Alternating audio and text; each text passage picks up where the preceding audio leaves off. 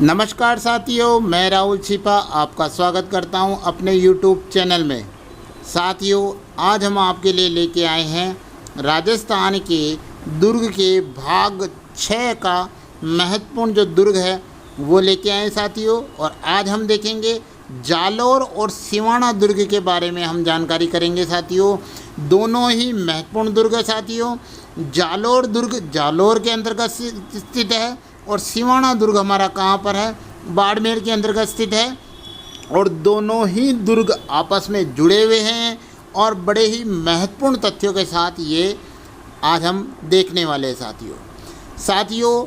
इन दुर्गों से आने वाली सभी परीक्षाओं में प्रश्न बन सकते हैं, तो इस दृष्टि से इस राजस्थान के दुर्गों में ये दोनों दुर्ग बड़े महत्वपूर्ण माने गए हैं साथियों। अगर आपने अभी तक भी हमारे YouTube चैनल राहुल छिपा को सब्सक्राइब नहीं किया हो तो जल्दी से सब्सक्राइब कर लीजिए साथियों। और पास ही में स्थित एक बेल आइकन बटन है साथियों, उसको दबा दीजिए ताकि आपको सभी जो वीडियो के नोटिफिकेशन है वो मिल सके साथियों।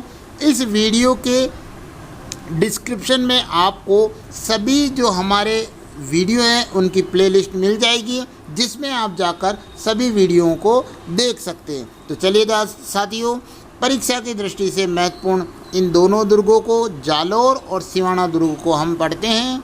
चलिए, जालोर दुर्ग जो है जालोर के अंतर्गत स्थित है साथियों। इसके उपनाम आज हम देखते हैं कि इसके उपनाम कौन कौन से हैं। तो देखिएगा, इस दुर्ग को सुवर्णगिरी दुर्ग कहा जाता है। मैंने यहाँ पर एक नोट लगाया साथियों ताकि आपको ये दोनों जो दुर्ग है इनके बारे में पता चल सके कि स्वर्णगिरी और सुवर्णगिरी का क्या अंतर है साथियों। देखिएगा साथियों, अगर पूरा से आ जाए तो वह कौन सा दुर्ग होगा, जालोर दुर्ग होगा।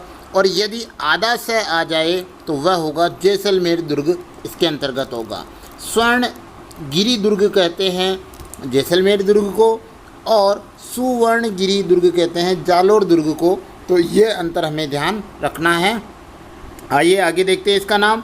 आगे देखिए साथियों, इसको सोनलगढ़ दुर्ग भी कहा जाता है। और देखिएगा इसका उपनाम क्या हो सकता है, सुवर्ण दुर्ग भी इसका नाम है। कनकाचल दुर्ग के नाम से भी जालोर दुर्ग को जाना जाता है। और यहाँ पर अलाउद्दीन खिलजी ने युद्ध के बाद इस दुर्ग का नाम परिवर्तित करके जलालाबाद कर दिया था, तो जलालाबाद भी जालोर दुर्ग को कहा जाता है। एक महत्वपूर्ण जानकारी साथियों, ये जो जालोर है इसका पुराना नाम क्या है, तो इसका पुराना नाम है जाबालीपुर। जाबाली ऋषि यहाँ पर रहते थे, तो उन्हीं के नाम के आधार पर उनकी तपोस्थली को जाबालीपुर के नाम से भी जाना जाता था। आइए देखते हैं इस दुर्ग के बारे में और जानकारी हमारे पास क्या है साथियों। तो देखिएगा, ये जो दुर्ग है ये किस श्रेणी के अंतर्गत आता है, तो गिरी दुर्ग की श्रेणी के अंतर्गत ये हमारा दुर्ग आएगा। और किस नदी के किनारे स्थित है ये भी ध्यान रखिएगा साथियों को। जो सूकड़ी नदी है उस सूकड़ी नदी के किनारे सोनगिरी पर्वत व कनकाचल की पहाड़ियों पर इसका निर्माण करवाया गया है। कनकाचल की पहाड़ियों पर निर्माण होने के कारण ही इस दुर्ग को क्या कहा जाता है, कनकाचल दुर्ग भी कहा जाता है। ये भी हमें ध्यान रखना है। अब इसके निर्माताओं के बारे में देख लेते हैं साथियों। जालोर दुर्ग के निर्माता कौन है, तो इसके बारे में ये दोनों मत हमें ध्यान रखने हैं। डॉक्टर दशरथ शर्मा के अनुसार, डॉक्टर दशरथ शर्मा ने क्या कहा साथियों कि इसका निर्माण प्रतिहार नरेश नागभट्ट प्रथम ने किया था। कब किया था, तो 8वीं सदी के अंतर्गत किसने किया था, नागभट्ट प्रथम ने जालोर दुर्ग का निर्माण किया था। ये कथन किसका है, डॉक्टर दशरथ शर्मा ने ये कहा था। जबकि देखिएगा साथियों, हमारे जो ओझा जी हैं यानी गौरी शंकर हीरानंद ओझा के अनुसार इनका निर्माण परमार शासक धारावर्ष ने, किसने किया था, परमार शासक धारावर्ष ने 10वीं शताब्दी के अंतर्गत इस दुर्ग का निर्माण किया था। तो ये दोनों ध्यान रखना है। देखिएगा, अगर प्रश्न की जो परिभाषा है उसी के अनुसार हमें ध्यान रखना है। सामान्यतः परमार शासकों का ये माना जाता है। अब जालोर दुर्ग में क्या क्या स्थित है साथियों, तो देखिएगा, जालोर दुर्ग के अंतर्गत एक संस्कृत पाठशाला है साथियों। संस्कृत पाठशाला है, कौन सी है, संस्कृत कंठाभरण पाठशाला है, जिसका निर्माण किसने कराया था, राजा भोज ने। ये राजा भोज कौन है, परमार शासक जो राजा भोज है, इसने एक पाठशाला है जो संस्कृत पाठशाला का निर्माण कराया था। साथ ही ध्यान दीजिएगा, एक जगह और अजमेर के अंतर्गत भी संस्कृत पाठशाला है, उसका भी हमें ध्यान रखना है, जिसको तुड़वाकर वो 2.5 दिन का झोपड़े का निर्माण करा दिया गया है, वो भी हमें ध्यान रखना है। अब साथियों यहाँ पर देखिएगा आपको कि ये जो है इस संस्कृत पाठशाला के स्थान पर इसके स्थान पर इस अलाउद्दीन खिलजी ने, आक्रमणकारी ने, तोपखाना मस्जिद का निर्माण करवा दिया है। तोपखाना मस्जिद कहाँ पर है? तो जालोर दुर्ग के अंतर्गत स्थित है। इसके अलावा देखेंगे तो महाराज मान सिंह के महल यहाँ पर है। परमार कालीन कीर्ति स्तंभ यहाँ पर स्थित है। साथियों ध्यान रखिएगा, परमार कालीन कीर्ति स्तंभ भी यहाँ पर बना हुआ है। इसके अलावा जालोर दुर्ग में क्या है? तो मलिक शाह की दरगाह यानी इनकी मस्जिद है, वहाँ पर स्थित है। अलाई मस्जिद या अलाउद्दीन खिलजी की मस्जिद यहाँ पर है। जैन मंदिर भी स्थित है, जिसे स्वर्णगिरी जैन मंदिर भी कहा जाता है। इसके अलावा यहाँ पर चामुंडा माता का मंदिर और आशापुरा माता का मंदिर है, जो यह कुल देवी है यहाँ के शासक की, ये भी ध्यान हमें रखना है। इसके अलावा राव वीरम देव की जो चौकी है वो भी किस दुर्ग में स्थित है? जालोर दुर्ग में स्थित है।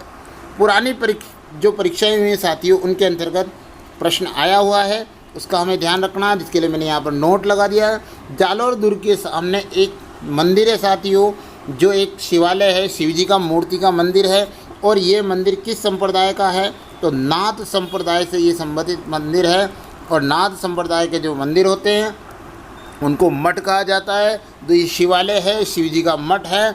और जालंधर नाथ की तपोभूमि जो है, यह जालंधर नाथ की जो तपोभूमि है उससे संबंधित माना जाता है। तो जालोर दुर्ग के सामने जो मंदिर स्थित है वह किसका मंदिर है? तो शिवजी का मंदिर है, शिवजी का मंदिर है। किस संप्रदाय से संबंधित है? नाथ संप्रदाय का वो मंदिर है। जालोर दुर्ग के अंतर्गत साथियों नटनी की छतरी है। साथियों ध्यान रखिएगा, नटनी जी जो है उसकी छतरी है, वो छतरी बनी हुई है यहाँ पर जालोर दुर्ग के अंतर्गत। अब देखिएगा साथियों, इस नटनी के नाम से हमें 2 चीज़ें और ध्यान रखनी है जो मोस्ट इम्पोर्टेंट है कि नटनी का चबूतरा कहाँ पर है। तो ध्यान दीजिएगा, पिछोला झील के किनारे आपको ध्यान है नटनी का चबूतरा स्थित है। और नटनी का बाड़ा यानी एक जगह स्थान, अपन गाय के बाड़ा बनाते हैं, वैसे नटनी का बाड़ा कहाँ पर है? अलवर के अंतर्गत स्थित है। तो ये ध्यान रखना है। चबूतरा सदा झील के किनारे है। जालोर दुर्ग में नटनी की छतरी है और बाड़ा कहाँ पर है? अलवर में। याद रखेंगे तो ए और ब, ऐसे अलवर वैसे बाड़ा हम याद रख सकते हैं। चलिए साथियों आगे चलते हैं, आगे देखते हैं। और इस दुर्ग में क्या स्थित है? कि दहियों की पोल इस दुर्ग में स्थित है साथियों। 2 मंजिला रानी महल भी जालोर दुर्ग के अंदर स्थित है। यहाँ पर 2 बावड़ियाँ साथियों, झालर बावड़ी और सोहन बावड़ी भी यहाँ पर स्थित है। और जाबाली कुंड भी यहाँ पर है। तो हमें ये चीज़ें भी ध्यान रखनी है। विशेष कथन के तौर पर देखते साथियों, तो यहाँ के लिए विशेष कथन क्या है? तो एक आदमी हुआ है हसन निजामी। इस हसन निजामी ने यहाँ के लिए कुछ कथन कहा है, बड़ा ही प्रसिद्ध है, तो वो भी हमें ध्यान रखना है। हसन निजामी ने क्या कहा है कि आज तक इस दुर्ग का जो है कोई भी विजेता इस दुर्ग का दरवाज़ा नहीं खुला सका, यानी कोई भी आक्रमणकारी है इस दुर्ग के अंदर नहीं जा सकता, इसका दरवाज़ा नहीं खुला सका। ये कथन किसका है? तो हसन निजामी ने ये कथन कहा था, ये हमें ध्यान रखना है। और फेमस कथन देखिएगा साथी, यहाँ का राइयों का भाव राते बीता उक्ति किस दुर्ग के लिए प्रसिद्ध है? तो जालोर दुर्ग के लिए कहा जाती है। यहाँ के युद्ध की प्रसिद्ध है। इतिहास जब हम पढ़ेंगे तब इस राई के भाव के बारे में जानेंगे कि क्या बात थी। अगला देखिएगा साथियों, आब फटे घर उल्टे कटे बगतरा कोर, शीस पड़े दड़ तड़ पड़े जद छूटे जालोर। ये कथन किसके के लिए कहा गया? तो जालोर दुर्ग के लिए ये बात कही जाती है कि हम देख रहे हैं कि भाई जालोर दुर्ग कब छूटेगा? जब शीस पड़ेंगे, धड़ कटेंगे, युद्ध होगा, तो बड़ी मुश्किल से ये जालोर दुर्ग छूटेगा, तब ये इस कथन के लिए कहा। पश्चिमी राजस्थान का सबसे प्राचीन और सुदृढ़ दुर्ग कौन सा है? तो जालोर दुर्ग है। और सबसे एक महत्वपूर्ण कथन हम ध्यान रखेंगे कि जालोर दुर्ग में क्या किया जाता था साथियों? जोधपुर के जो नरेश थे, राजा थे, उनका राजकोष रखा जाता था। तो ये जालोर दुर्ग बड़ा महत्वपूर्ण माना जाता है। अब देखिए साथियों, जालौर दुर्ग का एक युद्ध हुआ है। वह युद्ध ईस्वी में अलाउद्दीन खिलजी ने इस दुर्ग पर आक्रमण किया था। और इस दुर्ग पर आक्रमण करने के लिए इसने क्या किया था साथियों, अपने सेनापति कमालुद्दीन गुर्ग के नेतृत्व से सेना भेजी थी। और जालौर के शासक कौन थे, कानड़देव सोनगरा, और उनका पुत्र वीरमदेव था। और यहाँ पर साका हुआ था साथियों, युद्ध हुआ था, काड़ादेव मारे गए थे। और वीरमदेव ने क्या किया था, अपनी कुल देवी आशापुरा के मंदिर के सामने कटार से आत्महत्या कर ली थी। ये हमें ध्यान रखना है। इस एके के सेनापति यानी कमालुद्दीन गुर्ग ने इस दुर्ग का नाम परिवर्तन करके क्या किया था, जलालाबाद कर दिया था। साथियों, ये जो युद्ध है इसका विस्तृत वर्णन हमें कवि पद्मनाभ की जो रचित ग्रंथ है कानड़देव प्रबंध, उसके अंतर्गत मिला देगा साथियों। इसके लिए फेमस है कि साथियों, ये एके की एक पुत्री थी जिसका नाम था फिरोजा। उस फिरोजा ने क्या किया साथियों, वह फिरोजा क्या वीरमदेव से बड़ा प्रेम करती थी। और एके ने कहा कि भाई तुम क्या करो, इस फिरोजा से शादी कर लो। तो इसने मना कर दिया था साथियों, किसने, वीरमदेव ने। और वहाँ से यहाँ जालौर चले आए और अपने पापा को बात बता दी कि कानड़देव जी को कि ऐसी ऐसी बात है। तो इसके लिए ये युद्ध हुआ था। और बाद में आपको बता दूँ, ये फिरोजा जो है इसने भी जल में कूद के आत्महत्या कर ली थी। चलिए साथियों आगे चलते हैं। दूसरा जो हमारा दुर्ग है आज का महत्वपूर्ण, सिवाना दुर्ग जो बाड़मेर के अंतर्गत है, उसको जान लेते हैं साथियों। सिवाना जो दुर्ग है, सबसे पहला ही प्रश्न ये आता है कि सिवाना दुर्ग कहाँ पर स्थित है। तो सिवाना दुर्ग कहाँ पर है, बाड़मेर में। इसके उपनाम देख लेते हैं साथियों, कौन कौन से इसके उपनाम होंगे। तो इसके उपनाम होंगे कुंभयाना, इसका सबसे प्राचीन नाम जो है कुंभयाना माना गया है। मारवाड़ के शासकों की शरणस्थली किस दुर्ग को कहा जाता है, ध्यान दीजिएगा, मारवाड़ के शासकों की शरणस्थली सिवाना दुर्ग बाड़मेर को कहा जाता है। साथियों हमने ऐसे भी याद किया था, मेवाड़ के शासकों की शरणस्थली कौन सा है, तो मेवाड़ के शासकों की शरणस्थली हमने क्या देखा था, कुंभलगढ़ दुर्ग को कहा जाता है। वैसे ही मारवाड़ के जो शासक है उनकी शरणस्थली किसे कहा गया है, तो मारवाड़ के शासकों की शरणस्थली सिवाना दुर्ग को कहा गया है। मारवाड़ के शासकों की संकटकालीन राजधानी भी कौन सी है, तो सिवाना दुर्ग माना गया है। तुरंत यहाँ चले जाते थे, ये माना जाता है। साथ ही आगे देखिएगा, इस दुर्ग को कुमटगढ़ दुर्ग भी कहा जाता है। इसको कुमटगढ़ दुर्ग भी कहा जाता है, ये भी हमें ध्यान रखना। इसके अलावा साथियों और क्या है, अटखलो सिवाणो भी इस दुर्ग को कहा जाता है साथियों, ध्यान रखिएगा। और सबसे महत्वपूर्ण देखेंगे तो जालौर दुर्ग की कुंजी किसे कहा जाता है, तो हमारे इस सिवाना दुर्ग को जालौर दुर्ग की कुंजी कहा जाता है। अब ये जो दुर्ग है किस प्रकार का दुर्ग है साथियों, तो ये गिरी दुर्ग है साथियों। कौन सा है, गिरी दुर्ग। अब ये पहाड़ी कौन सी पहाड़ी पर स्थित है, तो देखिएगा सिवाना दुर्ग है साथियों, बाड़मेर में कौन सी पहाड़ी है, 56 की पहाड़ियों पर एक पहाड़ी है हल्देश्वर पहाड़ी। हल्देश्वर पहाड़ी पर ये हमारा सिवाना दुर्ग स्थित है, ध्यान रखिएगा। अब यहाँ से हमें दो चीज़ें याद हो गई साथियों, कौन कौन सी, 56 की पहाड़ियाँ कहाँ पर है, बाड़मेर में हैं। और कौन सी पहाड़ी पर, ये हल्देश्वर पहाड़ी पर है, ये भी हमें ध्यान रखना है। आइए साथियों आगे देखते हैं इसके निर्माता के बारे में। तो सिवाना दुर्ग का जो निर्माण है 10वीं शताब्दी के अंतर्गत परमार शासक वीर नारायण पंवार ने निर्माण करवाया था। कौन था ये, तो राजा भोज का ये पुत्र था, हमें ये ध्यान रखना है। 10वीं शताब्दी के अंतर्गत निर्माण हुआ। साथ ही एक बड़ा ही महत्वपूर्ण तथ्य है कि मारवाड़ के कौन कौन से शासक हुए जिन्होंने सिवाना दुर्ग में शरण ली है, तो वो दो शासक थे। कौन कौन से थे, महाराजा अजीत सिंह और राव चंद्र सेन, इन दोनों ने यहाँ पर शरण ली थी। तो ध्यान रखिएगा अजीत सेन, ये ध्यान रखिएगा, दोनों का नाम आपको याद हो जाएगा। अब इस दुर्ग में कौन कौन से महत्वपूर्ण स्थल है साथियों, तो देखिएगा सिवाना दुर्ग के अंतर्गत कल्ला राय मलोत का थड़ा ये स्थित है साथियों। और हल्देश्वर पहाड़ी के ऊपर महादेव का मंदिर बना हुआ है, तो हल्देश्वर महादेव मंदिर भी यहाँ पर आपको मिलेगा। परमार कालीन खतरे की सूचना देने वाला बुर्ज भी यहाँ पर स्थित है साथियों। साथ ही यहाँ पर एक ऐसा बुर्ज बना हुआ है, उससे दूर से ही दुश्मन दिखाई दे जाता है, जो परमार शासकों के समय बना हुआ है। तो इसलिए इसे खतरे की सूचना देने वाला बुर्ज भी कहा जाता है। कहावत एक देखिएगा, कहावत यहाँ के लिए फेमस है, किला अलकणो यूं कहे आव कल्ला राठौड़, मोह सिर उतरे मेहणो ते सिर बांधे मोड़। तो ये कहावत का भी हमें ध्यान रखना है। किससे संबंधित है? तो सिवाना दुर्ग से संबंधित है। ये जो सिवाना दुर्ग साथियों, यहाँ पर हमारे जय नारायण व्यास को बंदी बनाकर रखा गया था। हमारी स्वतंत्रता जो आंदोलन चल रहे थे उस समय बंदी बनाया गया था।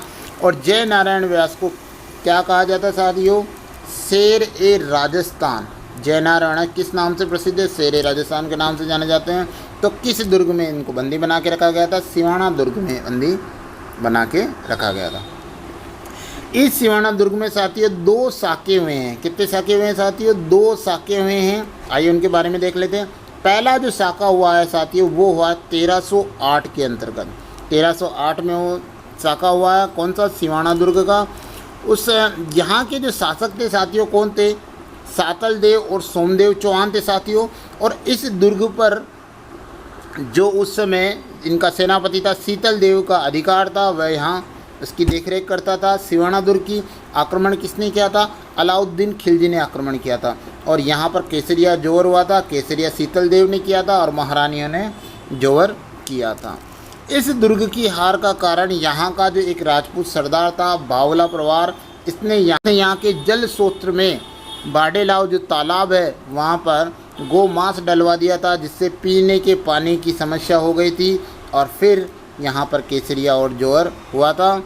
और देखिएगा साथियों, अंत में इसको भी लालच देकर उसने जो एके ने मिलाया था, इसको भी मार दिया गया कि तू अपने राजा का सगा नहीं हो सका तो मेरा क्या सगा होगा। तो ये भी विश्वासघात करने के कारण ऐसा हुआ था साथियों। इस युद्ध के जीतने के बाद अलाउद्दीन खिलजी ने इस दुर्ग का नाम बदलकर क्या रख दिया साथियों? खेराबाद रख दिया था। ये भी हमें ध्यान रखना। चलिए साथियों, दूसरे साके के बारे में हम देख लेते हैं कि दूसरा साका क्या कह रहा है साथियों। दूसरा साका हुआ था साथियों 1559 के अंतर्गत हुआ था। शासक कौन थे? कल्लाजी राय मलोद थे। आक्रमण किसने किया था? अकबर ने किया था। और अकबर की तरफ से कौन लड़ने आए थे? मोटा राजा उदय सिंह है, वो लड़ने आए थे। और यहाँ पर केसरिया और जोर हुआ था। तो इस प्रकार ये 2 साके जो है इस सिवाना दुर्ग के बड़े ही महत्वपूर्ण माने गए। साथियों, दोनों ही दुर्ग बड़े ही महत्वपूर्ण हैं। इनसे प्रश्न बन सकता है, तो आप इनकी अच्छे से तैयारी कर लीजिएगा। साथियों, अगर आपको हमारा ये वीडियो अच्छा लगा हो तो इसे लाइक कीजिएगा, हमारे चैनल को सब्सक्राइब कीजिएगा और हाँ, इसे शेयर करना नहीं भूलिएगा ताकि किसी मित्र की सहायता हो सके और उसकी पढ़ाई में हम मदद कर सकें। चलिए साथियों, अगले वीडियो के साथ फिर मिलेंगे। जय हिंद,